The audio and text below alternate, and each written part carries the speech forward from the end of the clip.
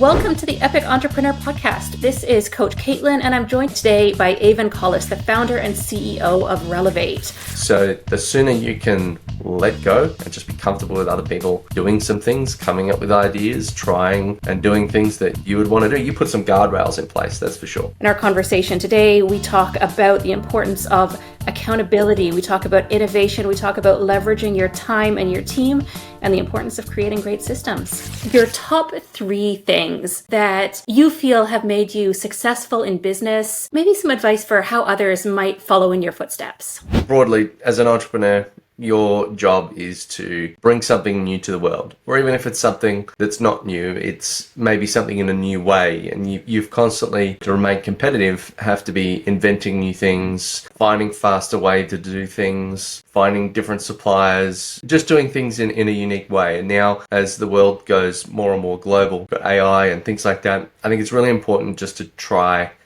everything. It doesn't have to be on a grand scale. You can just experiment and test things, sign up for various accounts, you give networking a go, you give podcasts a go. Done quite a few podcasts, but I think that the value that you bring is you're like an experiment. So you need to be testing absolutely everything.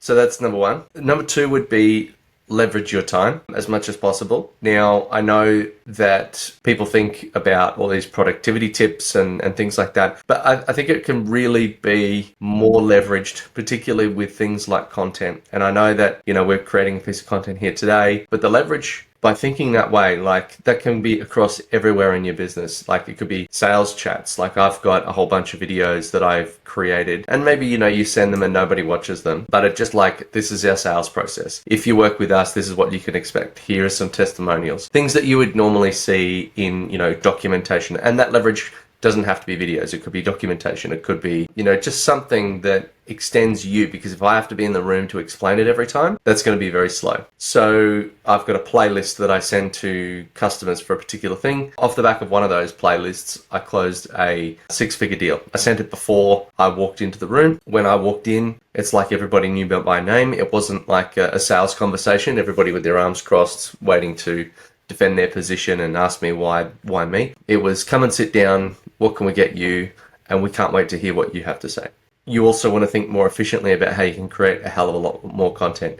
So be leveraged in the way that you structure the things you put out. I try to be modular in the content itself. So everything I say should be self-contained. You should be able to cut it out and put it in with something else. And it can be reused and sliced and diced in different ways. And then the third thing would be networking. It's one of the most important things, because you can have all the ideas in the world, but until you put it in front of another human, even just as a general question is hey, can you give me some feedback on this? That's the real test. As much as people rely on analytics and, Google ads and Facebook ads and all these sorts of things, the thing you are trying to do at the end of the day is convince a human to pull out their wallet and hand you money. So unless you can battle test that conversation in front of a human, it's not really going to deliver any ultimate value for you, other than I built a nice thing. If you build it, they will come. Only works for ghosts in baseball fields. It doesn't work for customers. So networking, I think early on as well, we got about 80% of our customers just through networking. And that was me as a solo operator coming up with our business for the first time. And now we've got 25 staff, and we're a bit more global these days as well. So how do you know when it's time to start creating those more permanent assets? Going back to point 1, try everything. It means you're going to fail a lot of times. So if you're going to think about creating video, I would think about it like your normal science experiment, which is your minimum viable product or your minimum viable video. Or maybe it's on audio, or maybe it's a written document. Yeah, you're probably going to stuff it up several times, but it's not until you stuff it up several times that you're going to find the right way to do it. We go back to the old Thomas Edison, 10,000 ways how not to make a light bulb. It'd probably be a few hundred hours, maybe a few thousand hours of doing things that are getting there, getting close. But go and look at the videos, the first few videos of Mr. Beast. Go and look at the first few videos of people like Russell Brunson, or any of these major players.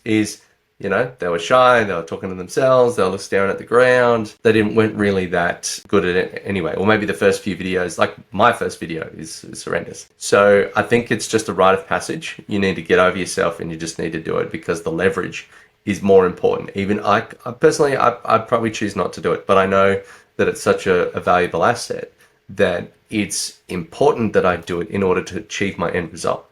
How did you personally have to grow in those years, or what did you have to learn to create this level of success for yourself? I would say I was very dependent on my own efforts. Like, I'm very self-directed, so like a self-starter. I will get up, I will do this, I will do that. And in order to get beyond yourself, you have to at some point rely on others. Early on, I guess I found it hard to delegate because you'd say, oh, well, I can just do that myself and it would be faster. Like, I know how I want it. And not that I'm a control freak or a perfectionist, far from it. I think, like maybe it's not easy for me. Well, I don't know what to delegate or how to delegate it, or, I don't think that other person would know. I think after a while, like when you're small, everything's micro, everything's testing, everything's a risk. You want to make sure you need to have enough evidence for the other person to look at, to follow. So you're like, ideally, you'll have potentially done things a few times and then you've got examples. So you'd say more like this and less like that. Like early on, you're still trying to figure out what your brand looks like, what your fonts are like. You've tried this, you've tried that, and you've kind of iterated along the way. But this comes down to, like, by documenting it, you can now hand it off. And so, like I was saying before, where if a person is not, or is an employee, they're not ever as interested or as motivated or have as much drive to do things as you. But I would also say that sometimes they come with a different perspective or different ideas and different experiences, and they might do things better than you in some cases. The idea of letting go is probably the thing that helps you leverage the most. So leverage is what a business is, really. It's using other people's efforts to achieve a function to then make a profit for you, the business owner. So the sooner you can let go and just be comfortable with other people doing some things, coming up with ideas, trying and doing things that you would want to do, you put some guardrails in place, that's for sure. But the sooner you can let go comfortably and in the right direction, then the sooner you will achieve that leverage and success. Otherwise, it's just you only got 8 hours and 10 fingers. What is the top piece of advice you've got, either you got yourself or that you would give to another entrepreneur?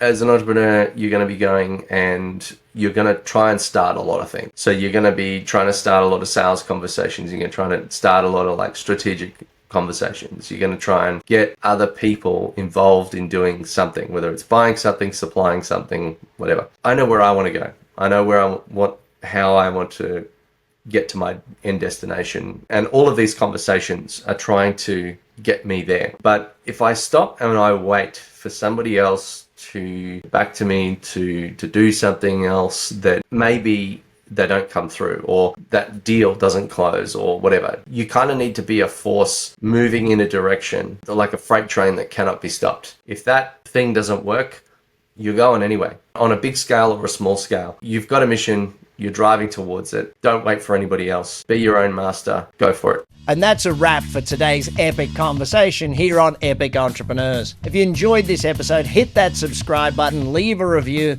share it, or hit that bell. But until next time, let's make sure you keep dreaming, take massive action, and stay epic.